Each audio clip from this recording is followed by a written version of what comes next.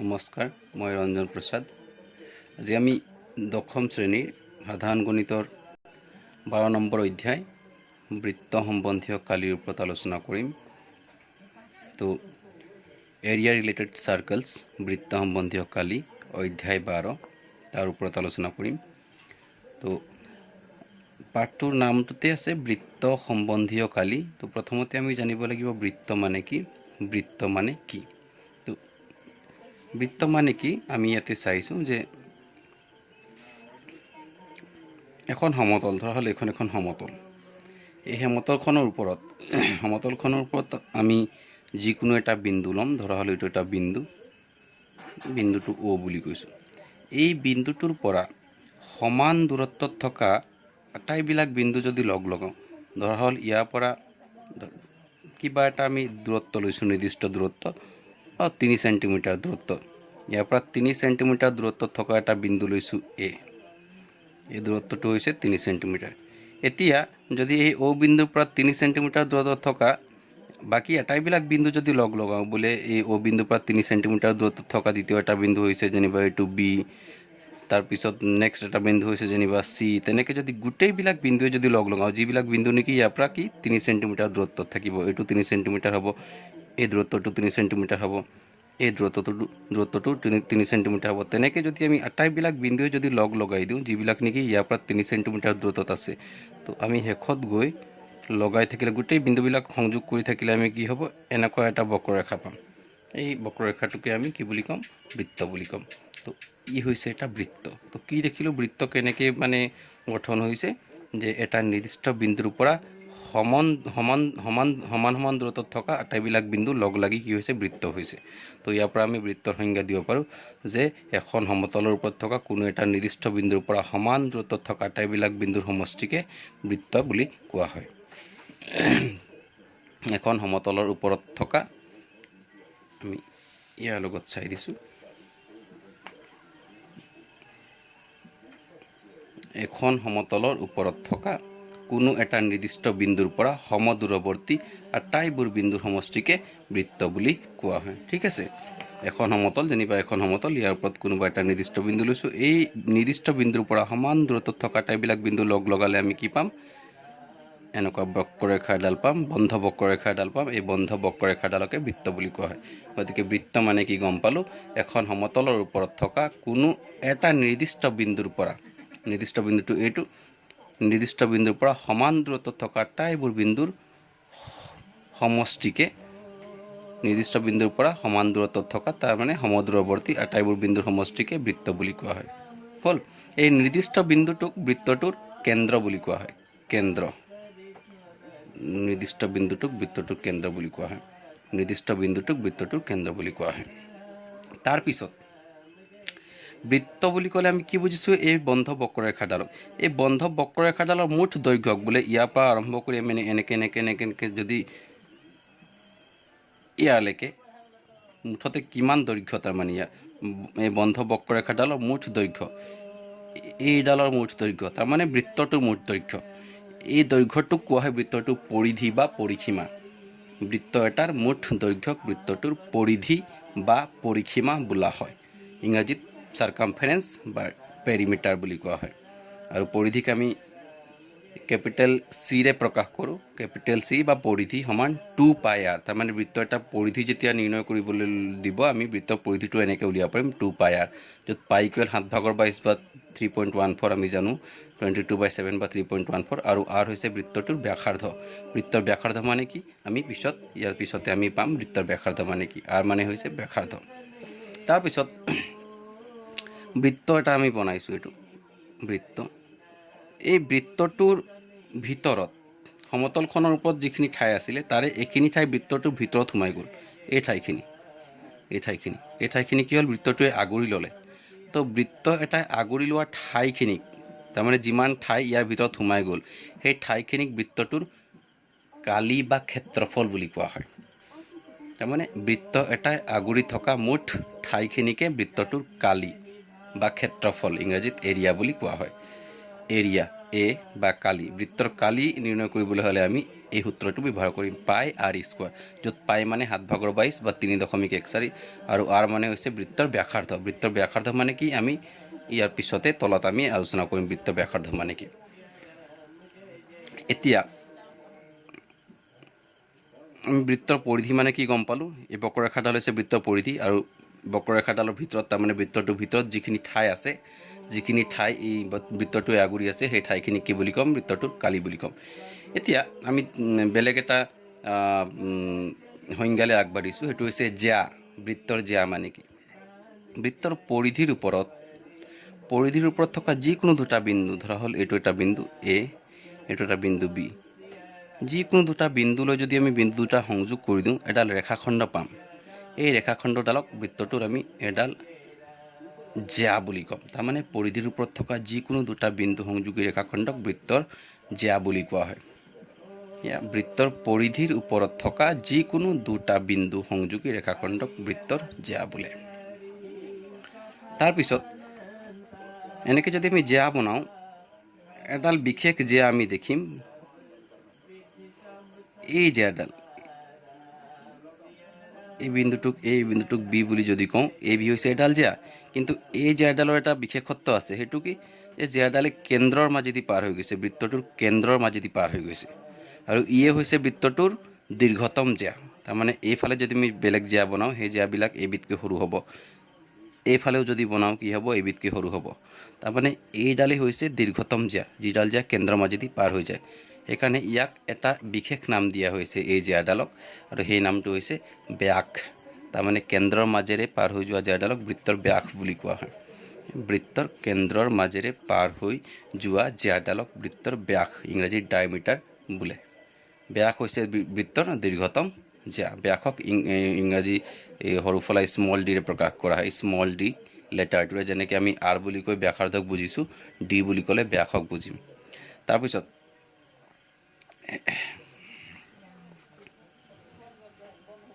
এটা বৃত্ত, এইটো ব্যাস হ'ব, ব্যাস।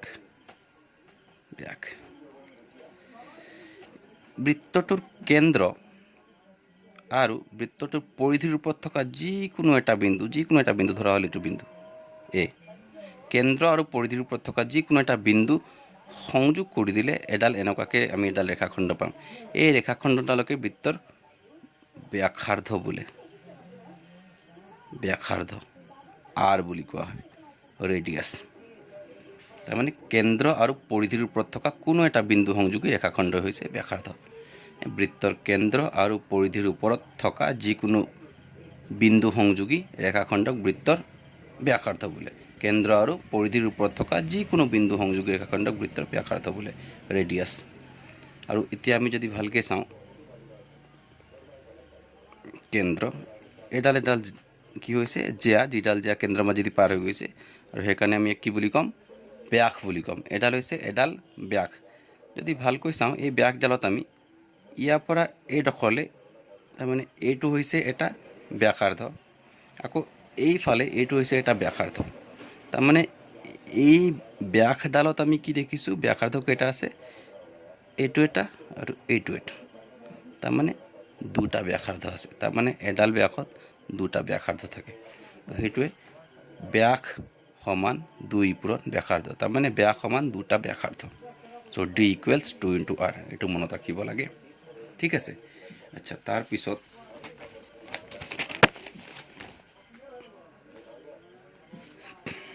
বৃত্তৰ পৰিধি বুলি ক'লে কি বুজি আমি গম পাইছোঁ। পৰিধি মানে বৃত্তটোৰ মানে মুঠ দৈৰ্ঘ্য, তাৰমানে বক্ৰৰেখাডালৰ মুঠ দৈৰ্ঘ্য। এই সৰু বৃত্ত এটা বনাইছোঁ, ইয়াতে ডাঙৰ বৃত্ত এটা বনাইছোঁ, ইয়াতে আৰু ডাঙৰ এটা বৃত্ত বনাইছোঁ। তাৰমানে ইয়াৰ পৰিধি কি হ'ব, এই বক্ৰৰেখাডালৰ মুঠ দৈৰ্ঘ্য। ইয়াৰ পৰিধি কি হ'ব, এই বক্ৰৰেখাডালৰ মুঠ দৈৰ্ঘ্য। ইয়াৰ পৰিধি কি হ'ব, এই বক্ৰৰেখাডালৰ মুঠ দৈৰ্ঘ্য। ইয়াতে কি পাইছোঁ আমি, বৃত্তৰ পৰিধি আৰু ব্যাসৰ অনুপাতটো, তাৰমানে পৰিধি আৰু ব্যাসৰ অনুপাত। ধৰা হ'ল এই বৃত্তটোৰ পৰিধি C1 আৰু ব্যাস এইটো D1 বুলি কৈছোঁ। এই বৃত্তটোৰ পৰিধিটো আমি কৈছোঁ C2 আৰু ইয়াৰ ব্যাস যিটো তাক আমি D2 বুলি কৈছোঁ। ইয়াৰ পৰিধিটোক কৈছোঁ C3 আৰু ইয়াৰ ব্যাসটোক কৈছোঁ D3 বুলি।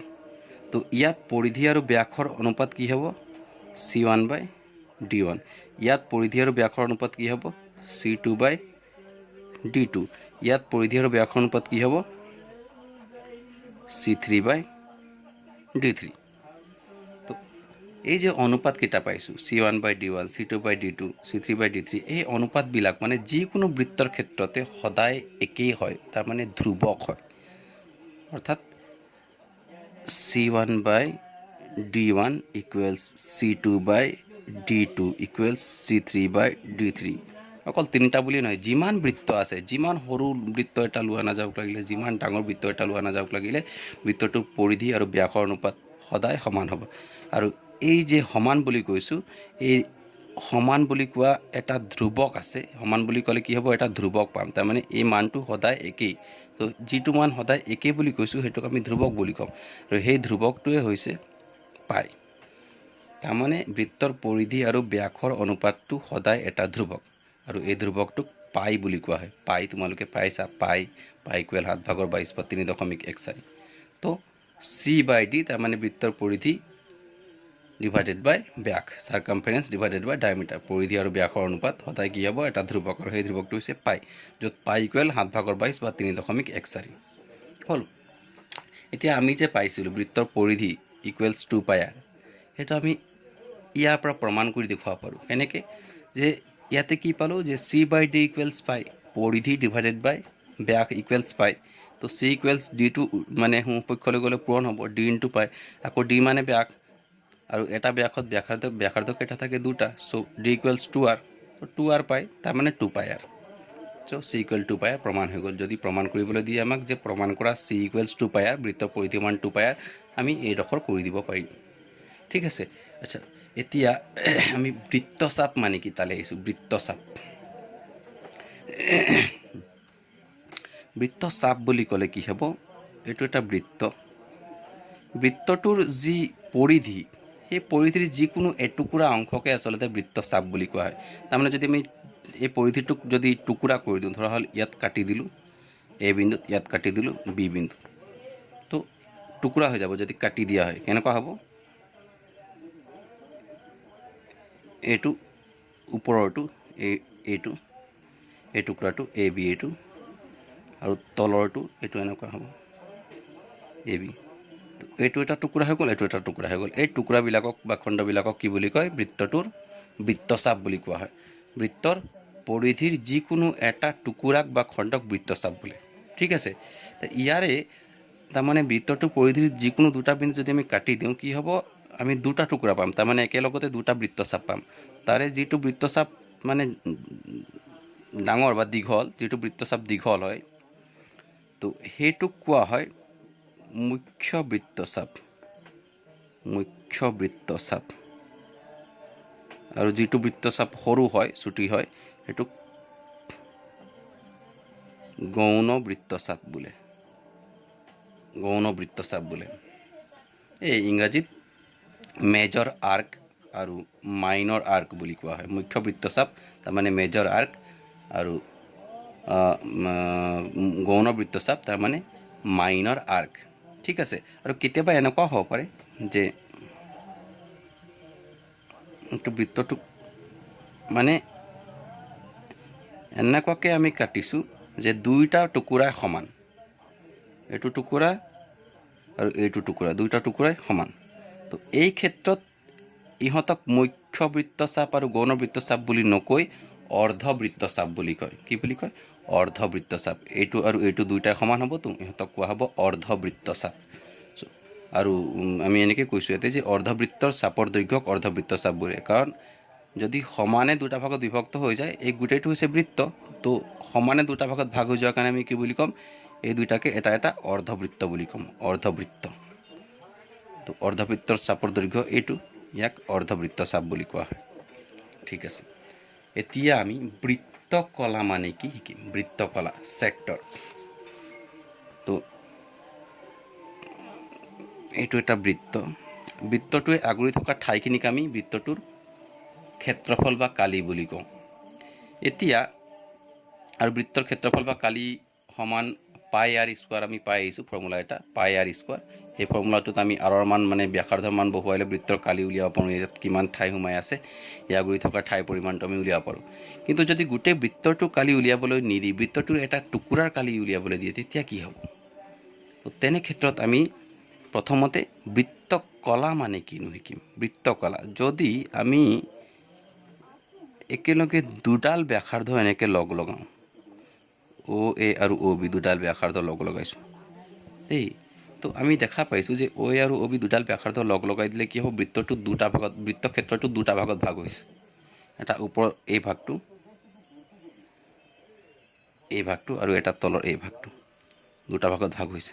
এইটো ওপৰৰ ভাগটো এনেকুৱা অ এ বি আৰু তলৰ ভাগটো এনেকুৱা অ এ বি। এই ভাগ দুটা তাৰমানে বৃত্তটো আগুৰি থকা ঠাইখিনি কি হ'ল, দুটা ভাগত বিভক্ত হৈ গ'ল। এই ক্ষেত্ৰটো যে বৃত্তক্ষেত্ৰটো যে দুটা ক্ষেত্ৰত বিভক্ত হৈ গ'ল, সেই ক্ষেত্ৰ দুটাক একোটা বৃত্তকলা বুলি কোৱা হয় দেই। তাৰমানে এইটো হৈছে এটা বৃত্তকলা, ঠিক তেনেকৈ এইটো হৈছে এটা বৃত্তকলা। তো বৃত্তকলা কাক বোলে যদি কোৱা হয়, আমি কি বুলি ক'ম যে বৃত্তক্ষেত্ৰৰ এটুকুৰা অংশ যাৰ সীমাৰেখা বুলি ক'লে কি হ'ব, এইবিলাক এইডাল এইডাল এইডাল এইবোৰ সীমাৰেখা। তো সীমাৰেখাত কি কি আছে, দুডাল ব্যাসাৰ্ধ আছে, এটা বৃত্তচাপ আছে, দুডাল ব্যাসাৰ্ধ আছে, এটা বৃত্তচাপ আছে। তো বৃত্তক্ষেত্ৰৰ এটুকুৰা অংশ যাৰ সীমাৰেখাত দুডাল ব্যাসাৰ্ধ আৰু এটা বৃত্তচাপ থাকে তাকে বৃত্তকলা বোলে। আমি সংজ্ঞাটো এইদৰে দিব পাৰোঁ, বৃত্তক্ষেত্ৰৰ এটা অংশ যাৰ সীমাৰেখাত দুডাল ব্যাসাৰ্ধ আৰু এটা বৃত্তচাপ থাকে তাক বৃত্তকলা বোলে। দুডাল ব্যাসাৰ্ধ এটা বৃত্তচাপ, দুডাল ব্যাসাৰ্ধ এটা বৃত্তচাপ থাকে তাক বৃত্তকলা বোলে। ঠিক আছে। এতিয়া যেনেকৈ আমি ইয়াত পাইছিলোঁ যে ডাঙৰটোক মুখ্য বৃত্তচাপ, সৰুটোক গৌণ বৃত্তচাপ বুলি কোৱা হয়, ইয়াতো একেই।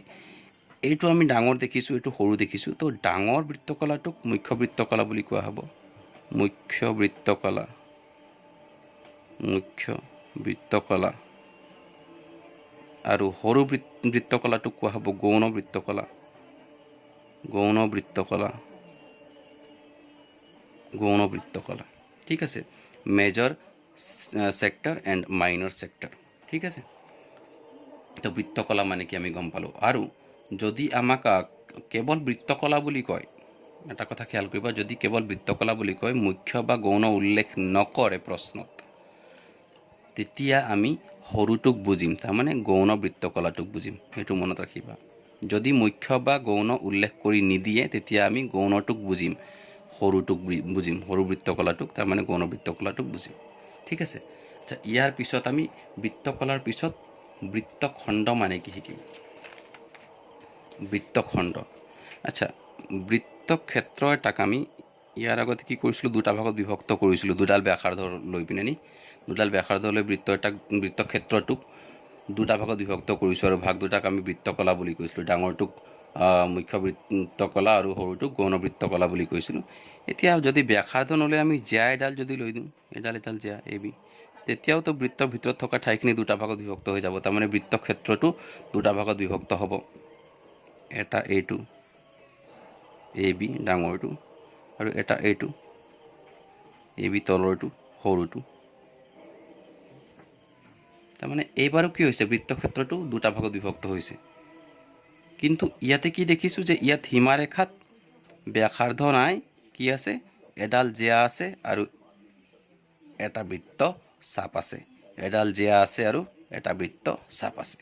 তাৰমানে বৃত্তক্ষেত্ৰৰ এটা অংশ যাৰ সীমাৰেখাত এডাল জিয়া আৰু এটা বৃত্তচাপ, এডাল জিয়া আৰু এটা বৃত্তচাপ আছে তাকে বৃত্তখণ্ড বোলে। বৃত্তক্ষেত্ৰৰ এটা অংশ যাৰ সীমাৰেখাত এডাল জিয়া আৰু এটা বৃত্তচাপ, এডাল জিয়া এটা বৃত্তচাপ, এডাল জিয়া এটা বৃত্তচাপ থাকে তাক বৃত্তখণ্ড বোলে। আৰু বৃত্তকলাৰ নিচিনা একেই যে ডাঙৰটোক কি বুলি ক'ম আমি, ডাঙৰটোক ক'ম মুখ্য। তো এইটো হৈছে মুখ্য বৃত্তখণ্ড, বৃত্তখণ্ড। আৰু সৰুটোক কি বুলি ক'ম, গৌণ বৃত্তখণ্ড। ঠিক আছে। আচ্ছা, এতিয়া আমি বৃত্তকলা আৰু বৃত্তখণ্ড মানে কি শিকিলোঁ। এতিয়া বৃত্তকলা আৰু বৃত্তখণ্ডৰ কালি কেনেকৈ নিৰ্ণয় কৰে সেইটো শিকিম। বৃত্তকলাৰ কালি প্ৰথমতে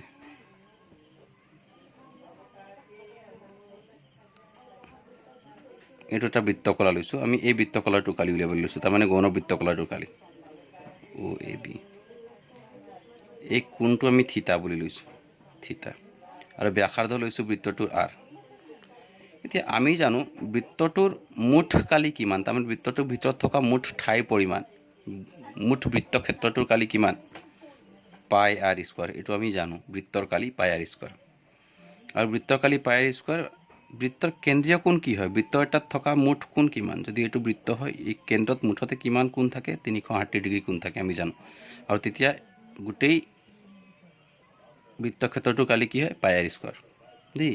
তাৰমানে আৰ ব্যাসাৰ্ধযুক্ত বৃত্ত এটাৰ কালি কিমান, পাই আৰ স্কোৱাৰ দেই। আৰ ব্যাসাৰ্ধযুক্ত বৃত্ত এটাৰ কালি পাই আৰ স্কোৱাৰ। আৰু বৃত্তৰ কেন্দ্ৰত কিমান ডিগ্ৰী কোণ থাকে, 360 ডিগ্ৰী কোণ থাকে। তো কেন্দ্ৰত 360 ডিগ্ৰী কোণ থাকিলে আৰ ব্যাসাৰ্ধযুক্ত বৃত্তৰ কালি হয় পাই আৰ স্কোৱাৰ। তো কেন্দ্ৰত যদি 1 ডিগ্ৰী কোণ থাকে তেতিয়া কি হ'ব, পাই আৰ স্কোৱাৰ বাই 360। আৰু যদি কেন্দ্ৰত থিতা ডিগ্ৰী কোণ থাকে তেতিয়াহ'লে কি হ'ব, 1 ডিগ্ৰীৰ কাৰণে যি হ'ব তাৰ লগত থিতা পূৰণ কৰি দিম, pi r square by 360 into theta. ইয়াক আমি এনেকৈ লিখিব পাৰোঁ, theta by 360 into pi r square. So' কেন্দ্ৰত যদি থিতা কোণ থাকে তেতিয়াহ'লে কালি কি হ'ব, theta by 360 into pi r square. So' এইটোৱে কেন্দ্ৰত থিতা কোণ আছে কাৰ, এই বৃত্তকলাটো, তাৰমানে এই বৃত্তকলাটোৰ কালি theta by 360 into pi r square. তো বৃত্তকলাৰ কালি য'ত নেকি বৃত্তকলাটোৰ বা বৃত্তটোৰ ব্যাসাৰ্ধ আৰ হ'ব আৰু কেন্দ্ৰীয় কোণ থিতা হ'ব, কি হ'ব, এই বৃত্তকলাটোৰ কালি theta by 360 into pi r square. ঠিক আছে, ইয়াত আমি সেইটোকে লিখিছোঁ যে বৃত্তকলাৰ কালি যদি ব্যাসাৰ্ধ আৰ হয় আৰু কেন্দ্ৰীয় কোণ থিতা হয় তেন্তে বৃত্তকলাৰ কালি কি হ'ব, theta by 360 into pi r square. আৰু লগতে চাপৰ দৈৰ্ঘ্য, তাৰমানে এইটো এ বি, এই চাপটোৰ দৈৰ্ঘ্য কি হ'ব, এনেকৈ যদি আমি ভগাই দিওঁ অ' এ বি, এই চাপটোৰ দৈৰ্ঘ্য কি হ'ব, এইটো আমি এনেকৈ উলিয়াব পাৰোঁ যে যেতিয়া 360 ডিগ্ৰী কোণ থাকে তাৰমানে গোটেই বৃত্তটোৰ ক্ষেত্ৰত চাপৰ দৈৰ্ঘ্য কি হয়, এই গোটেই চাপটোৰ দৈৰ্ঘ্য হ'ব। আৰু গোটেই চাপটোৰ দৈৰ্ঘ্য কিমান আমি জানো, গোটেই চাপটোৰ দৈৰ্ঘ্য মানে বৃত্ত পৰিধি কি হ'ব, 2 পাই আৰ, ইয়াত 2 পাই আৰ আহিব। তো 1 ডিগ্ৰীৰ কাৰণে কি হ'ব, ইয়াত 2 পাই আৰ বাই 360। তো থিতা ডিগ্ৰীৰ কাৰণে কি হ'ব, 2 পাই আৰ বাই 360 ইনটু থিতা, তাৰমানে থিতা বাই 360 ইনটু 2 পাই আৰ। তো চাপৰ দৈৰ্ঘ্য কি হ'ব, 2 পাই, ইয়াত থিতা বাই 360 হ'ব ইনটু পাই আৰ স্কোৱাৰ জেগাত কি আহিব, 2 পাই আৰ। চ' বৃত্তকলাৰ কালি theta by 360 into pi r square, যেনেকৈ বৃত্তকলাৰ চাপৰ দৈৰ্ঘ্য কি হ'ব, theta by 360 into 2 pi R. বৃত্তকলাৰ চাপৰ দৈৰ্ঘ্য থিতা বাই 360 ইনটু 2 পাই আৰ হ'ল বৃত্তকলাৰ কালি, বৃত্তকলাৰ চাপৰ দৈৰ্ঘ্য। আচ্ছা, তাৰপিছত যদি গৌণ বৃত্তকলাৰ কালি theta by 360 into pi r square, এতিয়া ইয়াতে এইটো গৌণ বৃত্তকলাৰ হয়, এইটো ইয়াৰ কালিটো theta by 360 into pi r square, তেতিয়া মুখ্য বৃত্তকলাটোৰ কালি কি হ'ব, তাৰমানে ওপৰত থকাটোৰ কালি, ওপৰত যিটো আছে এইটো কালি কি হ'ব, অ' এ বি। ইয়াত ব্যাসাৰ্ধ একে থাকিব, খালি কেন্দ্ৰীয় কোণটো কি হ'ব, এইটো নহয় এইটো হ'ব। এই কোণটো কিমান হ'ব, আমি পাইছোঁ গোটেই কোণটো কিমান হয়, 360। তাৰে এডোখৰটো থিতা যদি হয় তে এইটো কি হ'ব, 360ৰ পৰা থিতা গুচি গ'ল, বাকী থাকিলে 360 বিয়োগ থিতা, তাৰমানে এই কোণটো কি হৈ যাব, 360 মাইনাছ থিতা। তো তেতিয়া কি হ'ব, যে গৌণ বৃত্তকলাৰ কালি theta by 360 into pi r square হ'ব, মানে গৌণ বৃত্তকলাৰটো চাপ কি কেন্দ্ৰীয় কোণ থিতা। তেতিয়া মুখ্য বৃত্তকলাৰ কাৰণে কি হ'ব, কেন্দ্ৰীয় কোণ ইয়াত থিতাৰ জেগাত কি আহিব, 360 মাইনাছ থিতা, আৰু সেইকাৰণে তাৰ কালি কি হ'ব, 360 minus theta by 360 into pi r square. ইয়াতে কেৱল বাকী চব একে থাকিব, থিতাৰ জেগাত 360 মাইনাছ থিতা আহিব। ঠিক আছে, তো মুখ্য বৃত্তকলাৰ কালি, গৌণ বৃত্তকলাৰ কালি এইবোৰ আমি গম পালোঁ। নেক্সট থাকিলে আমাৰ কি, বৃত্তখণ্ডৰ কালি কেনেকৈ উলিয়ায়, বৃত্তখণ্ডৰ কালি। বৃত্তখণ্ডৰ কালিত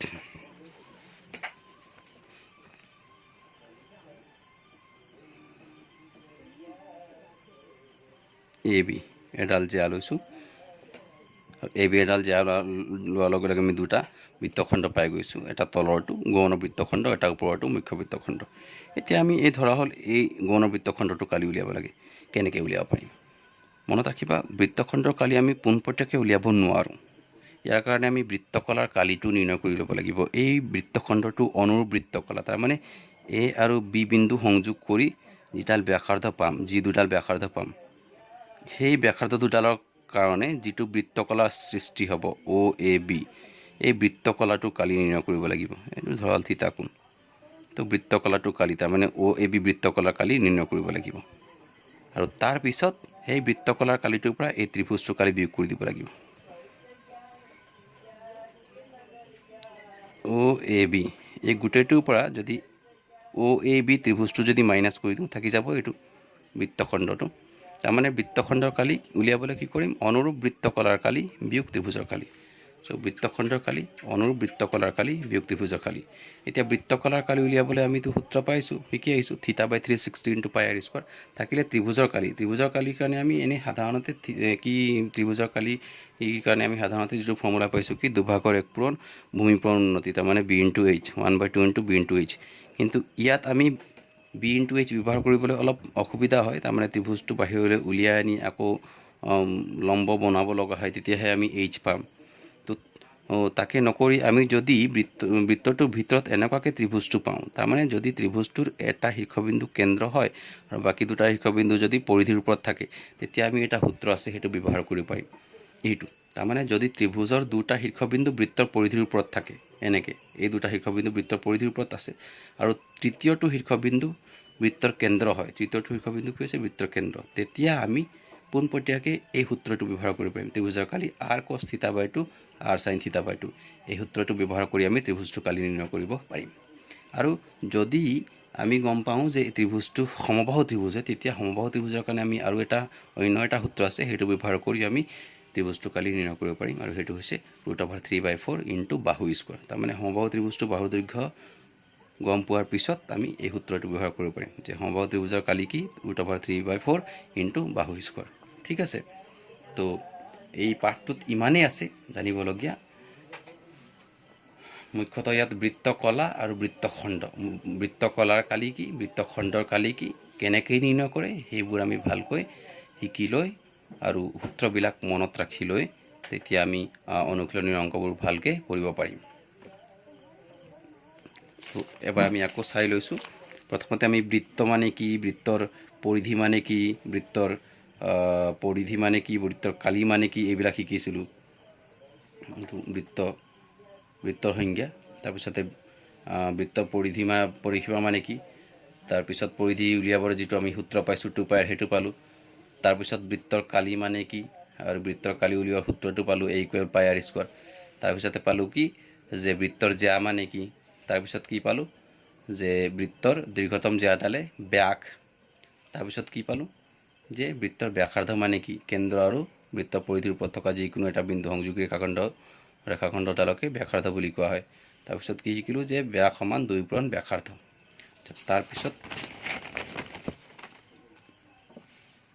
তাৰপিছত আমি পালোঁ যে বৃত্তৰ পৰিধি আৰু ব্যাসৰ অনুপাতটো সদায় এটা ধ্ৰুৱক হয় আৰু এই ধ্ৰুৱকটোক পাই বুলি কোৱা হয়। তাৰমানে C/D = π, য'ত π = 22/7 বা 3.14। আৰু এইটো জনাৰ পিছত আমি পৰিধি C = 2πr, এইটো তাৰমানে C = 2πrটোক আমি পৰিধি সমান 2πrটোক আমি প্ৰমাণ কৰিব পাৰিলোঁ কেনেকৈ, C/D = π, তাৰপিছতে D2 সোঁপক্ষলৈকে পূৰণ হৈছে, ডিৰ জেগাত আমি 2r লিখিছোঁ কাৰণ ব্যাস সমান 2 ব্যাসাৰ্ধ, তো 2πr। তাৰপিছতে আমি শিকিলোঁ বৃত্ত চাপ মানে কি, হোৱাট ইজ আৰ্ক। তো বৃত্তচাপ মানে কি, বৃত্তৰ পৰিধিৰ যিকোনো এটা টুকুৰা বা খণ্ড। আৰু আমি কি শিকিলোঁ যে যিটো মানে বৃত্তচাপ ডাঙৰ তাক কি বুলি ক'ম আমি, মুখ্য বৃত্তচাপ, যিটো সৰু তাক গৌণ বৃত্তচাপ বুলি ক'ম। আৰু যদি সমান সমান হয় দুটা বৃত্তচাপ তেতিয়াহ'লে অৰ্ধ বৃত্তচাপ বুলি কোৱা হয়। তাৰপিছত শিকিলোঁ বৃত্তকলা মানে কি। বৃত্তকলা মানে হৈছে কি, বৃত্তক্ষেত্ৰৰ এটুকুৰা অংশ যাৰ সীমাৰেখাত দুডাল ব্যাসাৰ্ধ থাকিব আৰু এটা বৃত্তচাপ থাকিব। যিটো বৃত্তকলা ডাঙৰ সেইটোক মুখ্য বৃত্তকলা বুলি কোৱা হ'ব, যিটো বৃত্তকলা সৰু তাক গৌণ বৃত্তকলা বুলি কোৱা হ'ব। তাৰপিছত কি শিকিলোঁ, বৃত্তখণ্ড মানে কি। বৃত্তখণ্ড মানে হৈছে বৃত্তক্ষেত্ৰটোৰ এটুকুৰা অংশ যাৰ সীমাৰেখাত কি থাকে, এডাল জ্যা আৰু এটা বৃত্তচাপ। যিটো বৃত্তখণ্ড ডাঙৰ তাক মুখ্য বৃত্তখণ্ড বুলি কোৱা হয়, যিটো বৃত্তখণ্ড সৰু তাক গৌণ বৃত্তখণ্ড বুলি কোৱা হয়। তাৰপিছত আমি শিকিলোঁ বৃত্তকলাৰ কালি কেনেকৈ নিৰ্ণয় কৰে। বৃত্তকলাৰ কালি নিৰ্ণয়ৰ কাৰণে আমি এটা সূত্ৰ পালোঁ। সেই সূত্ৰটো হৈছে কি যে যদি বৃত্তকলাটোৰ কেন্দ্ৰীয় কোণ θ আৰু ব্যাসাৰ্ধ r হয়, তেতিয়াহ'লে বৃত্তকলাটোৰ কালি সমান θ/360 × πr²। তাৰপিছত বৃত্তকলাটোৰ চাপৰ দৈৰ্ঘ্য কি হ'ব, θ/360 × 2πr। আৰু যদি গৌণবৃত্ত কলাটোৰ কালি থিটা বাই 360 ইনটু পাই আৰ স্কোৱাৰ হয় তেতিয়াহ'লে মুখ্যবৃত্ত কলাটোৰ কালি কি হ'ব 360 মাইনাছ থিটা ডিভাইডেড বাই 360 ইনটু পাই আৰ স্কোৱাৰ। তাৰপিছত আমি শিকিলোঁ কি যে বৃত্তখণ্ডৰ কালি আমি কি শিকিলোঁ যে বৃত্তখণ্ডৰ কালি কেনেকৈ নিৰ্ণয় কৰে, অনুবৃত্ত কলাৰ কালি বিয়োগ ত্ৰিভুজৰ কালি। তাৰপিছতে কি শিকিলোঁ যে যদি ত্ৰিভুজটো বৃত্তটোৰ ভিতৰত সোমাই থাকে, অৰ্থাৎ যদি ত্ৰিভুজটোৰ দুটা শীৰ্ষবিন্দু বৃত্তৰ পৰিধিৰ ওপৰত থাকে আৰু তৃতীয়টো শীৰ্ষবিন্দু বৃত্তটোৰ কেন্দ্ৰ হয়, তেন্তে ত্ৰিভুজটোৰ কালি কি হ'ব আৰ কছ থিটা বাই 2 আৰ চাইন থিটা বাই 2, য'ত আৰ হৈছে ব্যাসাৰ্ধ, থিটা হৈছে বৃত্তকলাটোৰ অনুবৃত্তকলাটোৰ কেন্দ্ৰীয় কোণ। তাৰপিছতে কি শিকিলোঁ আমি যে সমবাহু ত্ৰিভুজ এটাৰ কালি নিৰ্ণয়ৰ কাৰণে আমি সৰু সূত্ৰ এটা ব্যৱহাৰ কৰিব পাৰোঁ, এইটো হৈছে √3/4 ইনটু বাহু স্কোৱাৰ। ঠিক আছে, তো এইখিনিয়ে আছে। আমি এইবিলাক যদি ভালদৰে মনত ৰাখোঁ, বুজি লৈ যদি মনত ৰাখোঁ তে নিশ্চয় আমি অসুবিধা নাপাম। ঠিক আছে, আশা ৰাখিছোঁ তোমালোকে ভিডিঅ'টো চাই উপকৃত হ'বা বুলি। ধন্যবাদ।